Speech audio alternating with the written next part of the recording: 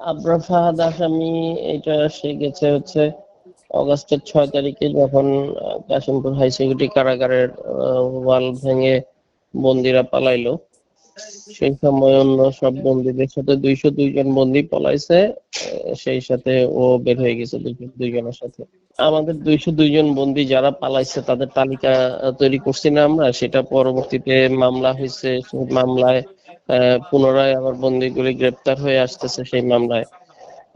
তা সেই এখন পর্যন্ত আমরা 51 জন বন্দী ব্যাক পাইছি। তো আমরা যে যারা মানে মিসিং, এদের সবাইকে মানে আমাদের নির্ধারণ করতেও সময় লাগছে অনেক, প্রায় আমাদের মাসখানেক সময় লেগে গেছে কারা কারা মানে গেছে এই বের করতে। তো ওই টাইমটাতে সবই আসলে সব নষ্ট করে ফেলছিল, ভিতরে অনেক কাগজপত্র পুড়ে ফেলছিল, আমাদের বের করতে সময় লাগছে। সেই সময় আইডেন্টিফাই হয়েছে সে চলে গেছে, তখন আচ্ছা। তার আগে আইডেন্টিফাই হয়েছে। তারপরে আপনার এটা কোনাবাড়ি থানায় মামলা হয়েছে। এটা আমরা কারা অধিদপ্তরে ইভেন সরকারের কাছে প্রতিবেদন দেওয়া হয়েছে, সকল সংস্থাকে প্রতিবেদন দেওয়া হয়েছে নামের তালিকা সহ। সবাই মানে আসামি অ্যারেস্টের চেষ্টা করতেছে।